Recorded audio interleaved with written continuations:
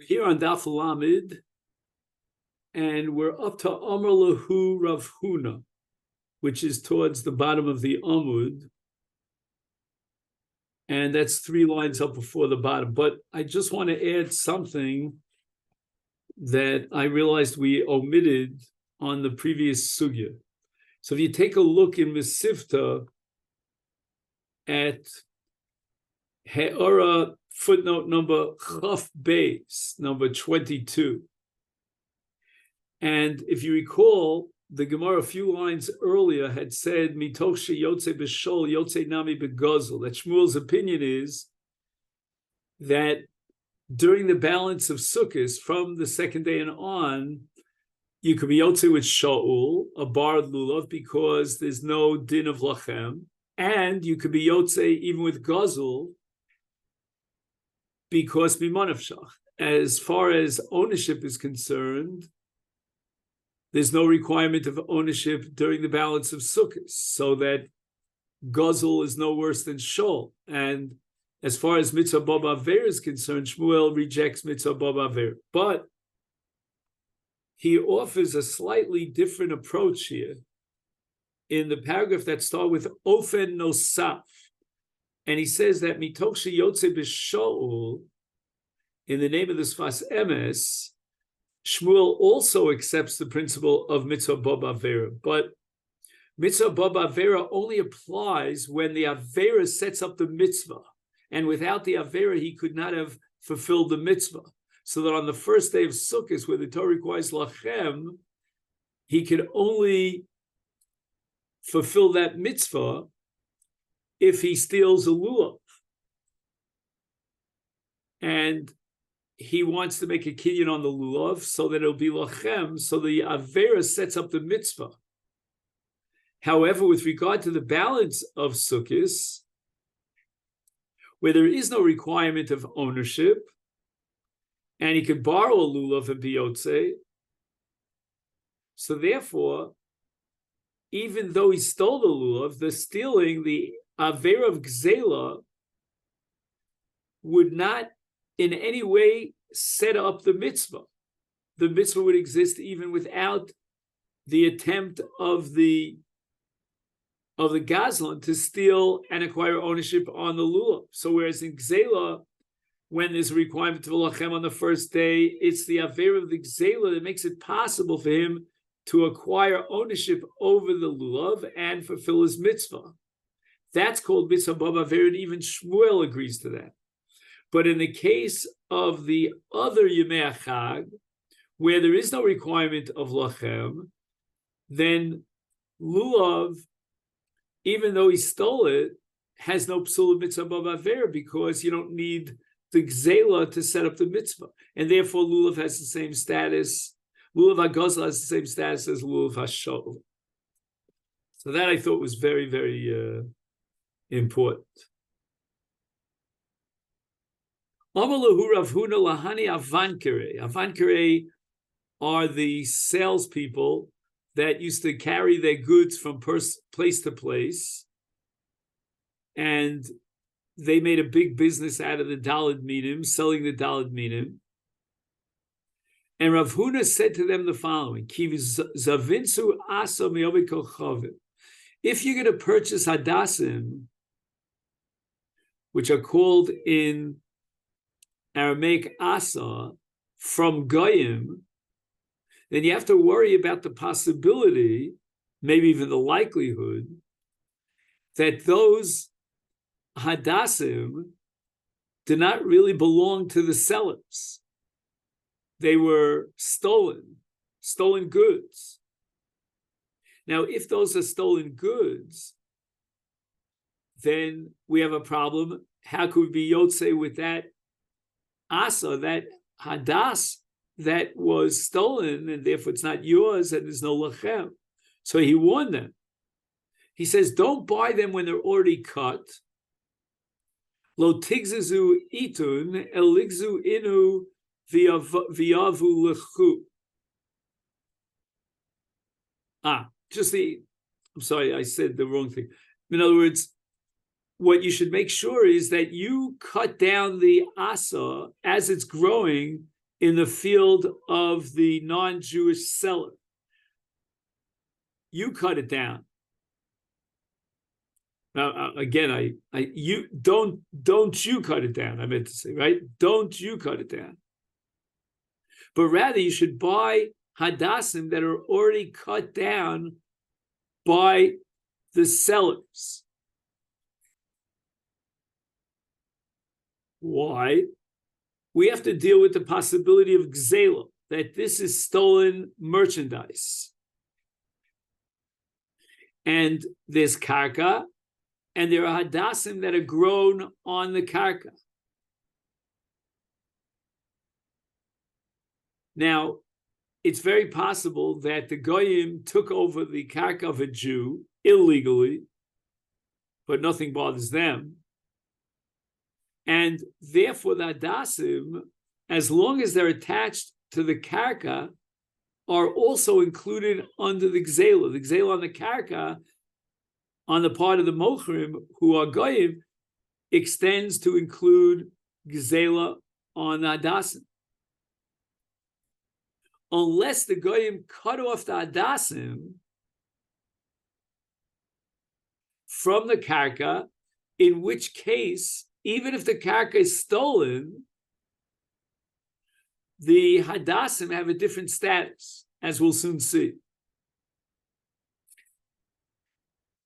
But if you'll buy hadassim that are attached to the ground,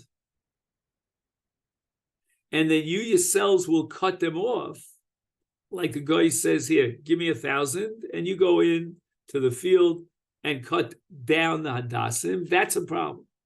Because then you're buying hadassim that are part of the karka, they're still growing in the karka, attached to the karka. And if the karka is stolen, then the hadassim attached to the karka are likewise stolen. And there won't be lachem.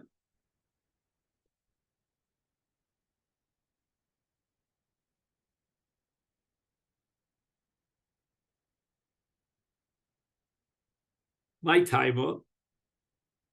So the Gemara explains the dictum of Rav Huna. Stam ovdei kochav gazlonei aratonenu.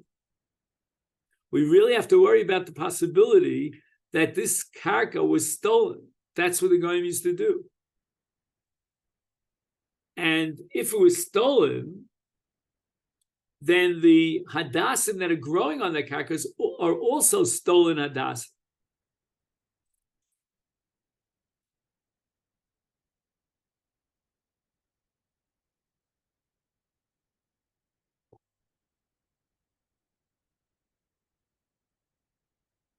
So that makes sure, says Rav Huna, that you purchase the hadassim after the guy had already cut down the hadassim, and they're no longer part of the karka.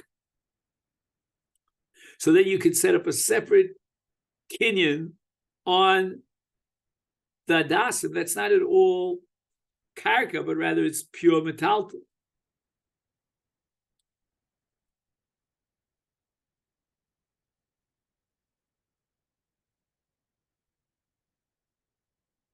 And now we turn to Daf Lamed Amid Beis, and the Gemara says, "V'karka ein an exelis."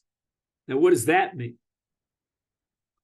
It seems at first glance to be the opposite of everything we've been saying, that there is gzela on the karka, and therefore you don't want to buy the hadassim as long as they're growing for the karka, because then you're getting stolen hadassim.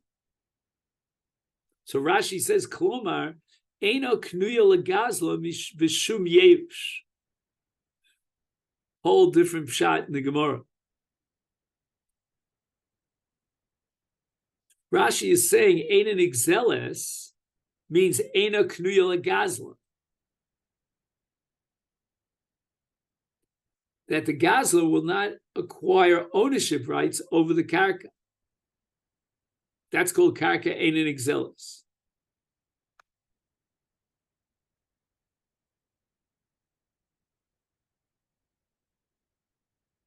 Normally, when a gazlan steals lo mezoged metaltalin, then he acquires ownership over the stolen goods. And that by virtue of the Masechet Zela, maybe we have to add Yeush. But in the case of karka, the gazlan cannot acquire ownership. Why is that? Because the karka is always located where it is, and its location is that of the bailan. So wherever the karka is, it belongs to the bailan. Even if somebody else absconds with the karka, he kicks out the bailan, and he squats on the land, he doesn't acquire ownership on this land. Karka ain't an exelis.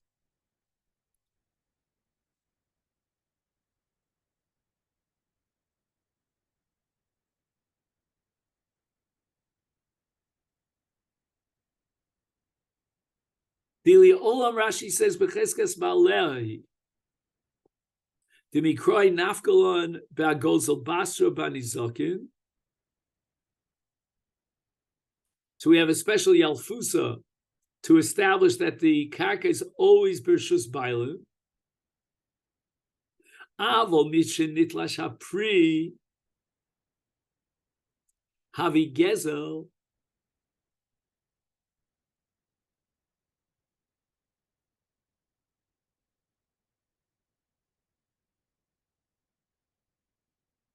Hatolsho he goes.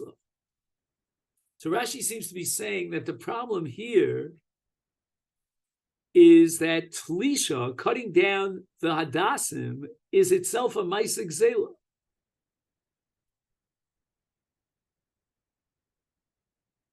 And that would make the Hadassim into a Mitzvah B'Avera.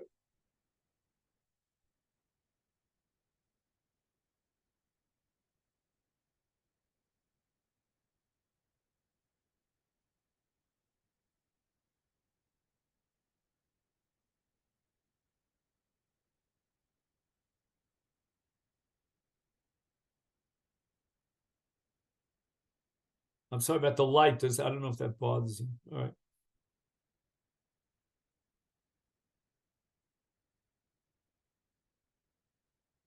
Hilkach Rashi says, Ligoses ahen mina mechubar. Let them do the Maisik Zela, because again, the karka is in the rishus of the bailam. And if you take away the hadassim that are growing on that karka, that constitutes a Maisik Zela. Let the guy do the Maisik Zela. V'yitnum lachem. Now they sell you hadassim that are already been detached. Sheyu hema gazlonim. Okay, fine. They are responsible for the gzela because they cut it down. The atem lokchim osamehem. I mean, that's a question now. Well, let's say Ruvain owns X, and then Shimon comes and steals X, and then sells it to Levi. Is Levi allowed to buy stolen goods?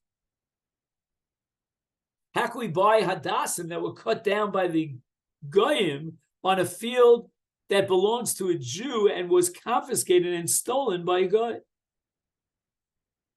So Rashi introduces Yerush.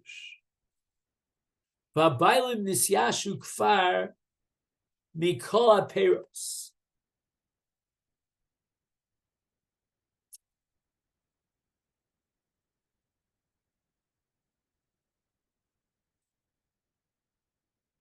They don't have any hope.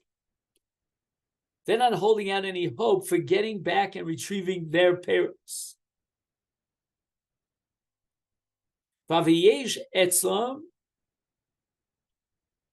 v'achar kach hu mishtana mirshusav l'shuschem because vaviyesh grade lo kani al yesh v'shina v'shus kani.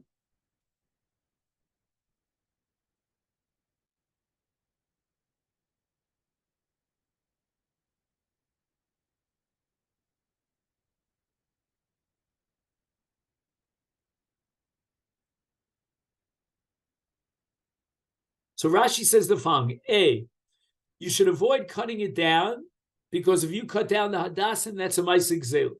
That's not prohibited. That's not permissible. Number two, Rashi says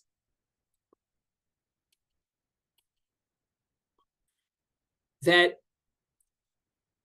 as a buyer, you can acquire ownership over these hadassim that are purchased from a guy on a stolen field.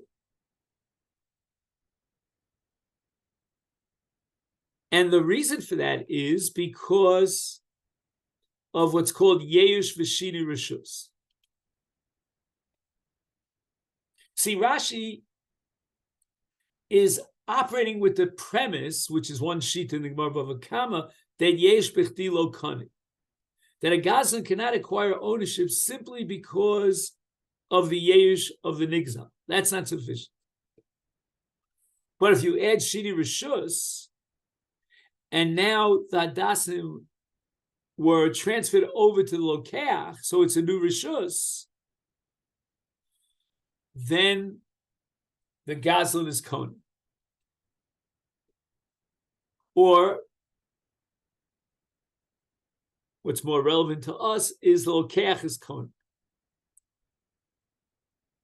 V'haya, if we would locate and identify the original owner of the field that was stolen, and he would come back and say, I want my Hadassim back, he cannot do so.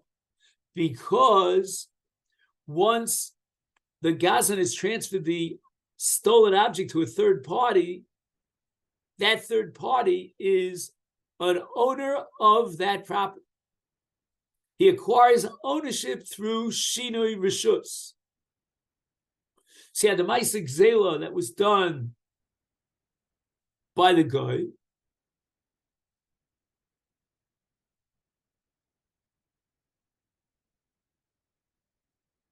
and not by the Jew.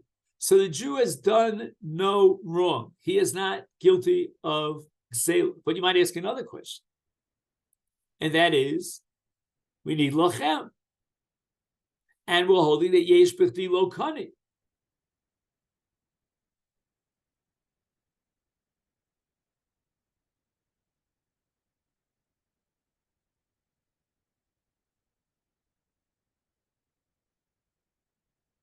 So the answer is the Shini Rishus. So you have a combination of a double upper. You've got Yeush and you've got Shini Rishus. The combination thereof generates a full-fledged kinyan on the part of the recipient who purchased it from the Gan.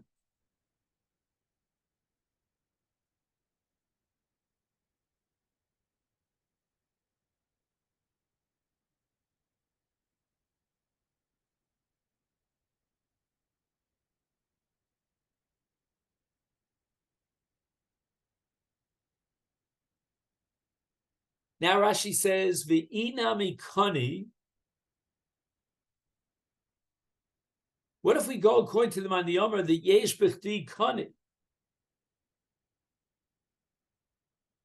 Let the Yisrael cut down the Hadassim, and he'll be Kone the Hadassim with Yesh, without Shini Rishus.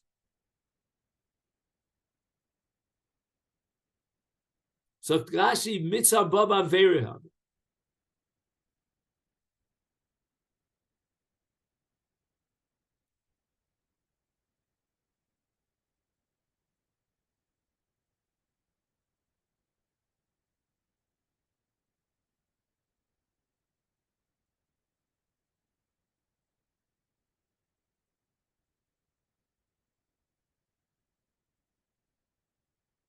So Rashi's asking the following.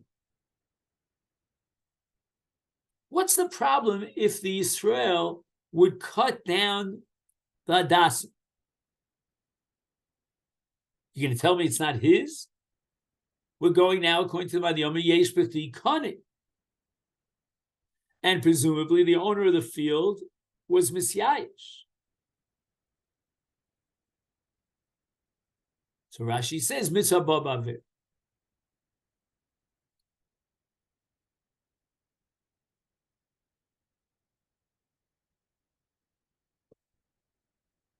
And therefore, you cannot cut down the Hadassim. If you cut down the Hadassim, im atem tachtechu min ha'mechubar, tiyu atem gozel. You'll be the gozel, And then the Hadassim apostle bidin mitzvah b'aver.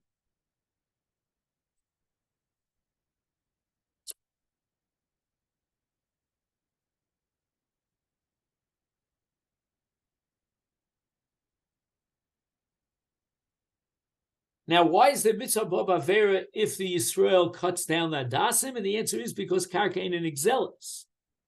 So the karka is still in the reshus of its rightful original owner, and now you're stealing the peiros, meaning the Hadassim, from his field.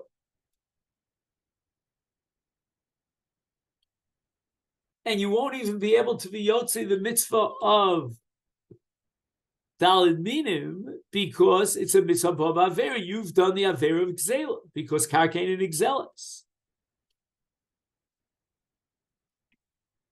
How do we solve this problem? We have the guy cut down the Hadassim. And at this point, we have the Masechet Zela done.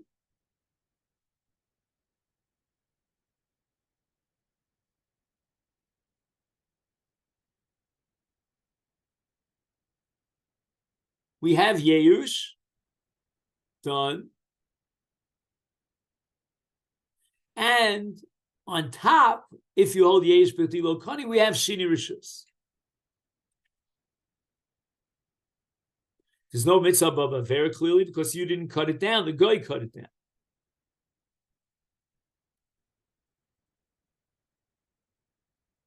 It's not yours. It's gzela. It's stolen goods. The answer is that there's Yeush and Shini Rishus.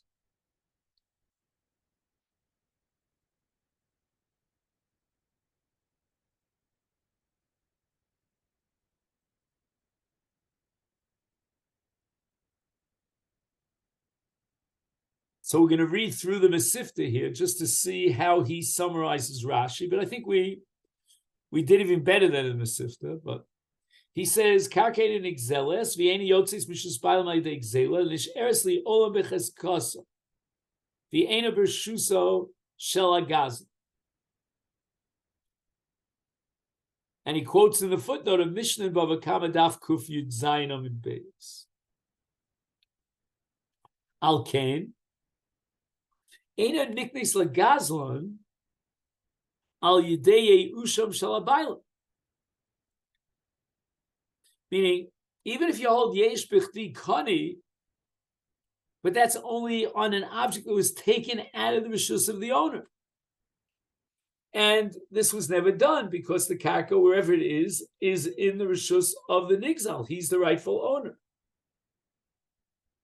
But if the goyim go ahead and they cut down the Hadassim,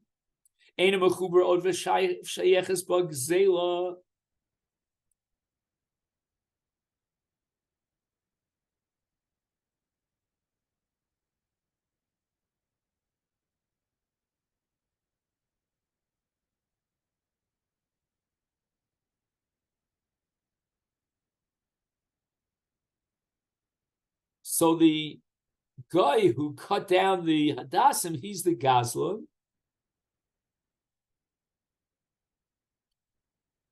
I karka in exelis, but once it's cut down, it's no longer karka. It's detached from the ground.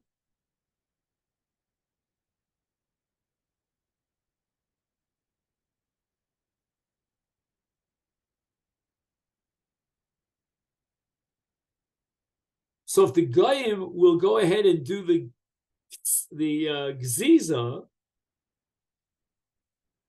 they are guilty of gzela. Hilkach ligzud inhu. Yehechi dehavi yeish bailam b'yadayu didei. Ve shidi rishus b'dayich. So as far as the Masechet Zela is concerned, that was completed by the guy. Now, what about he who purchases this stolen hadas? Well, he makes a kinyan because his yish bailim plus shina rishus.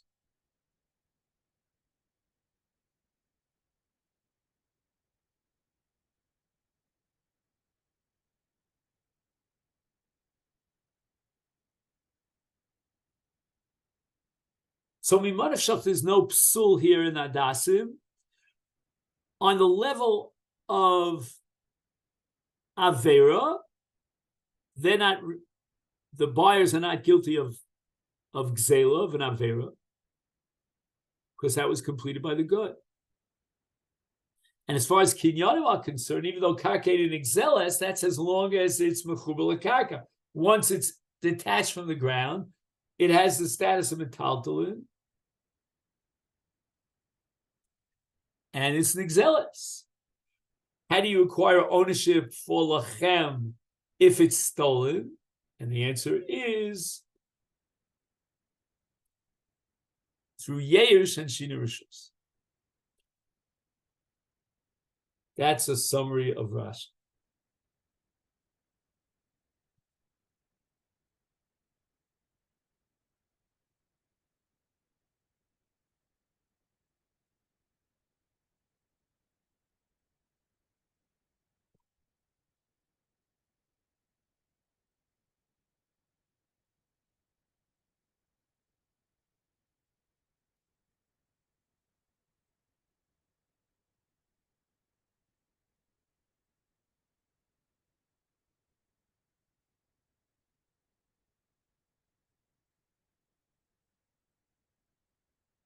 Okay, now we go on to the Makshan.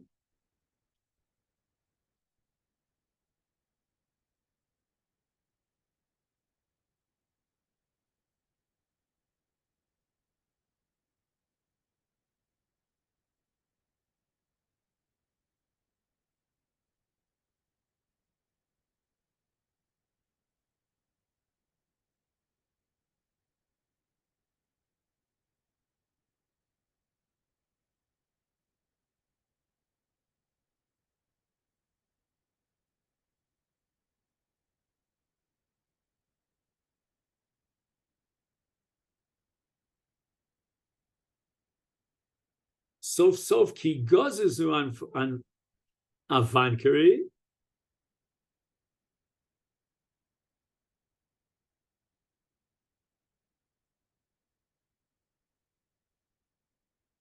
Is lehevi yesh bailim bidaihu v'shiri rishus biyadon.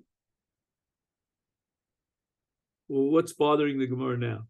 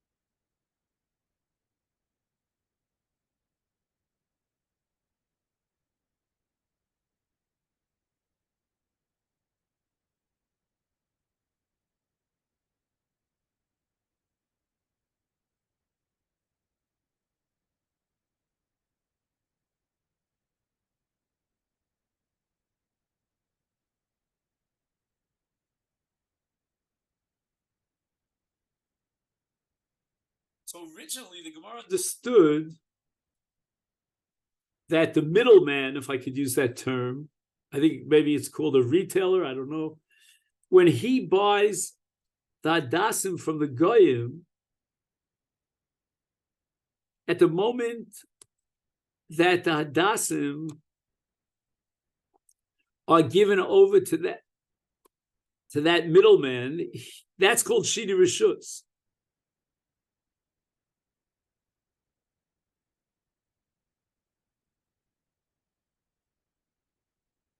So we need Gzela at stage 1, which is the harvesting of the Hadassim, and then we get to Shini Rishus.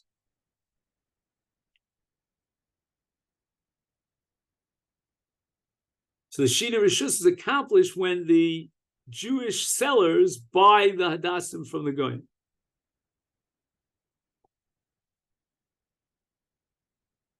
But that Shini Rishus would be missing if the Avankari themselves were to cut down the Hadassim.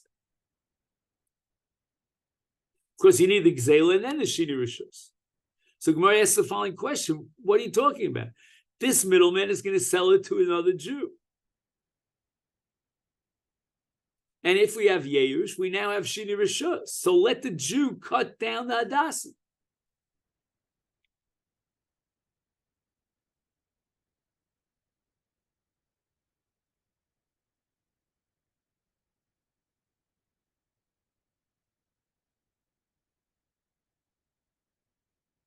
And the Gemara answers, Lo tzricha behoshana de avankari gufayu.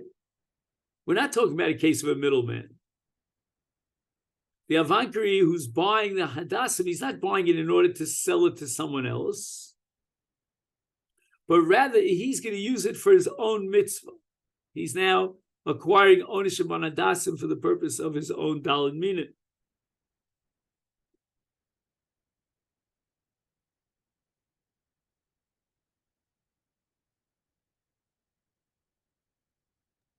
I mean, the case too is kind of, I mean, he's still the middleman. He's buying it and he's going to sell it to others, but he's going to keep some for himself.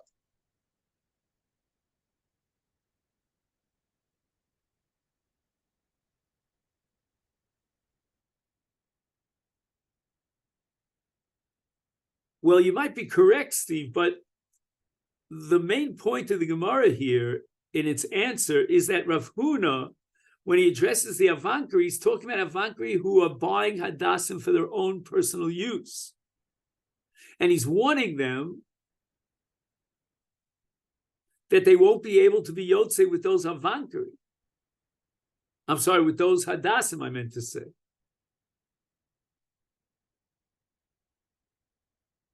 And the reason for that is because if it's stolen goods, then it belongs to some other Jew. It doesn't belong to you who are purchasing these Hadassim from the guy. And therefore you cannot be Yotze with someone else's Lulav, or in this case Hadassim, because of Lachem.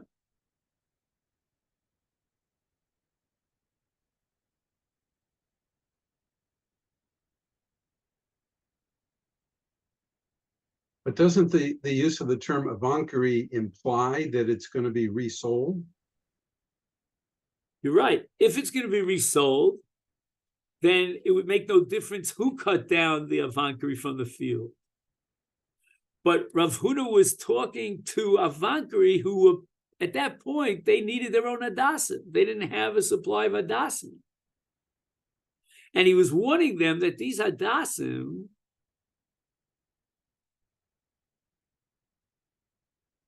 if you cut them down, will not be yours, because that's Gzela. And Gzela and Yeush is not enough. We need Shini Rishus, but you're not selling it to a third party. You're taking it for yourself.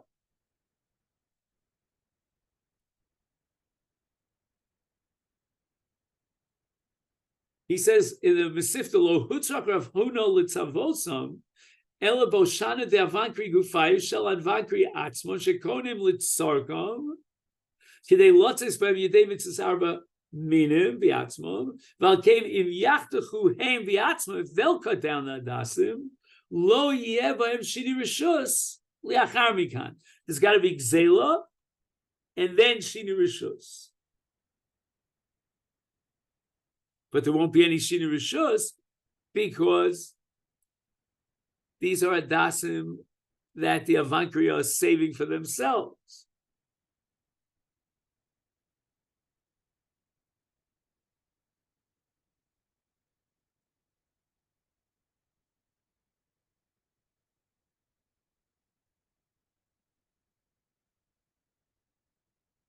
So again, if they decide, you know what, we have other adasim, or we have an ample supply, and then they decide to pass it on to another Jew to sell, that's fine. That other Jew could be Yotze.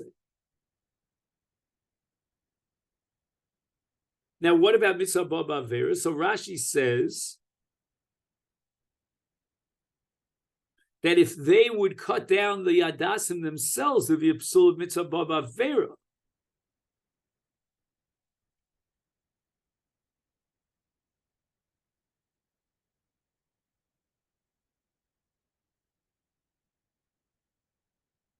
So was the Gemara completely oblivious to that? Why did the Gemara ask the question, sof, ki gazazu avankare lehevi eish bailu, v'shini rishus?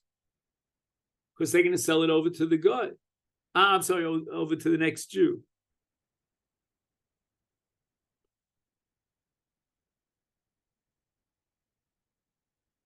So what happened to the psul of mitzvah baba avera over here? Let's see if he points this out.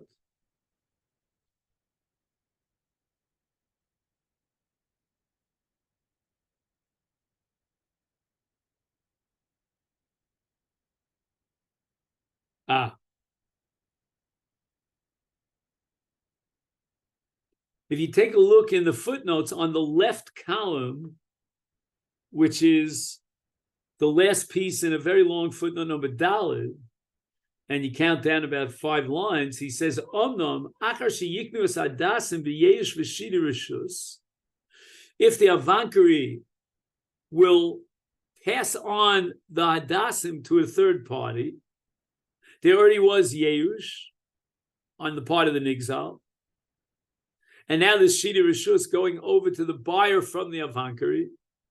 Shuv lo yeh bazeh mitzvah baba avera. Why not?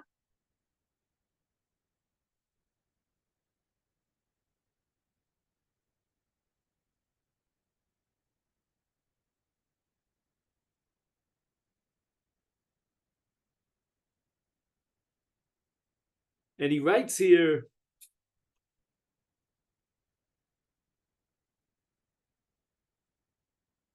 Mishum shel das Rashi, ein psul mitzvah baba avera el legazlan atzma. Al chilokech min agazlan shelo over bekach avera biatzmo, ein psul mishum mitzvah baba avera.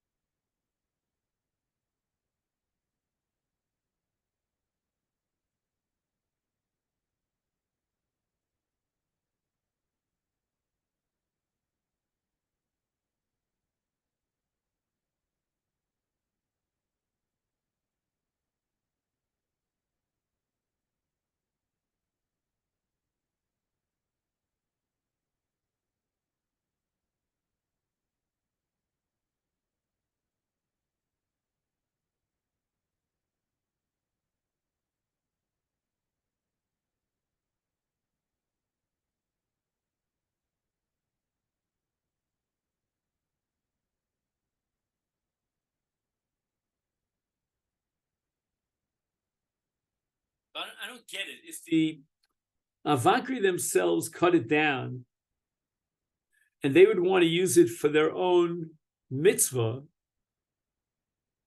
then we have a double problem. Number one,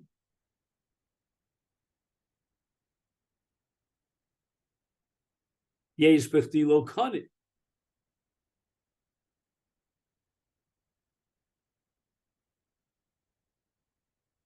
And reason number two is that it would be mitzvah baba avera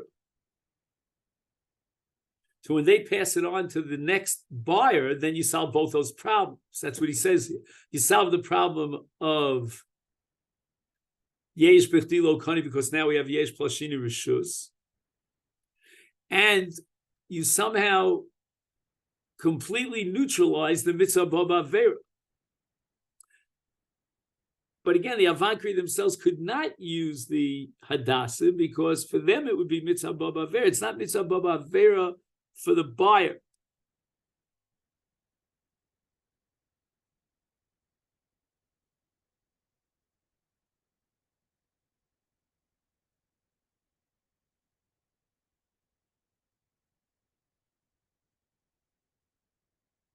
But I can't understand this. What the Gemara is advocating, that the Avankari should cut down the Hadassim and violate Gzela?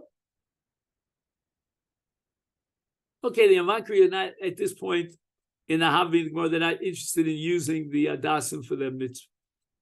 But the Aver itself should be objectionable.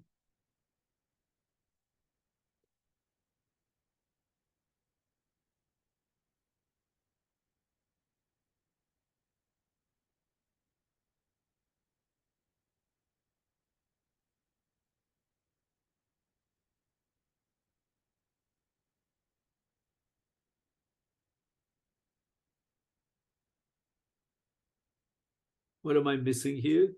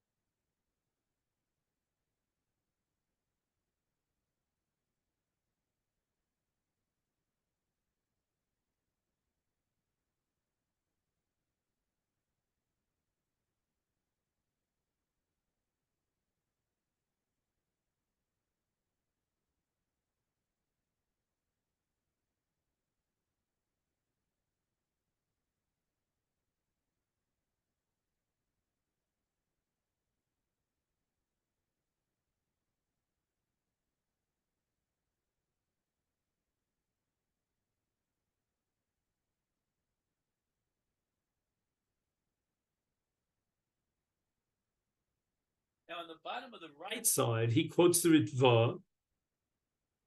Shavhuna achein chosh Hashem yiktitzu havankari es hadasim v'yeh yish biyodam tia netilas hadasim gzulim elu mitzvah baba vera.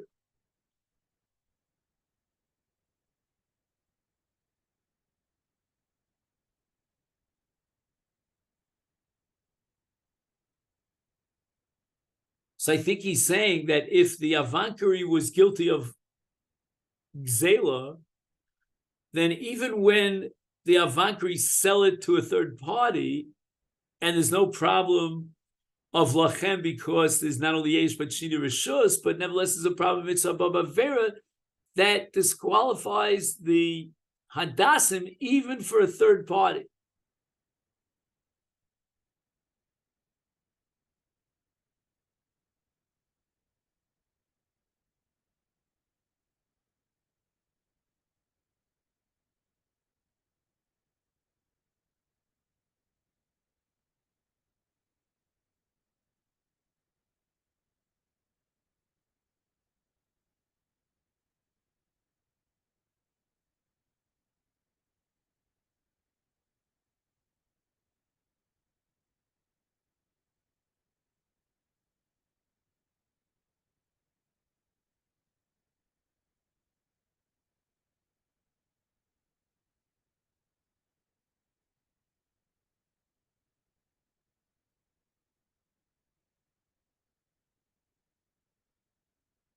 But since the Avankari is not using it for himself in the Havamina, So there's no psul of mitzvah bab avera. I mean, there would be a psul, but it's irrelevant. And there's no psul of mitzvah bab avera vis-a-vis the lokhim who buy it from the avanka.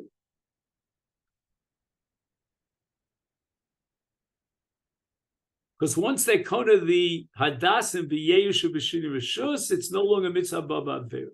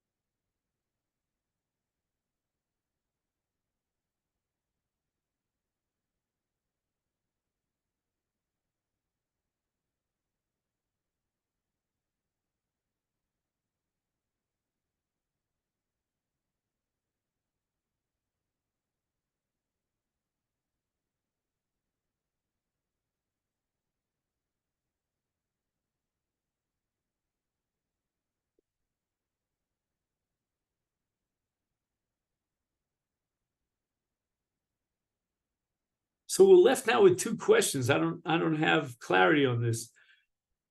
I'll leave you with these two questions. Number one, had the Havmina the Gemara think that we could allow the Avankri to cut down the Hadassim? That would be a Maisik Zela in and of itself. That's a problem. And secondly, how does the fact that the buyer, when the Avankri sells it over to the buyer, is Kona Bishini Rishus, how does that undermine the psul of mitzvah bab avera?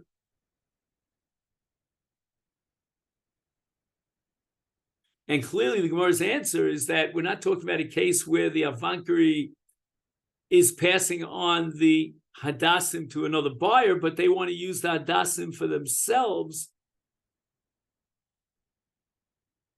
and they cannot acquire ownership with shini rishus if they're not selling it to anyone else. And furthermore, it's going to be possible midin mitzvah bab avera.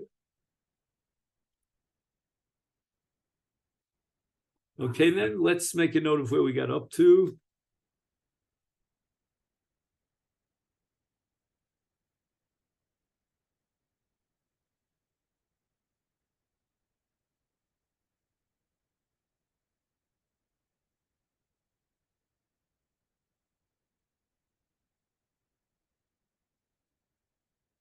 Okay, great. So tomorrow is a fast day. I don't do well on a fast day. So I'll wish you a good Shabbos and a meaningful fast, and thank you for the learning.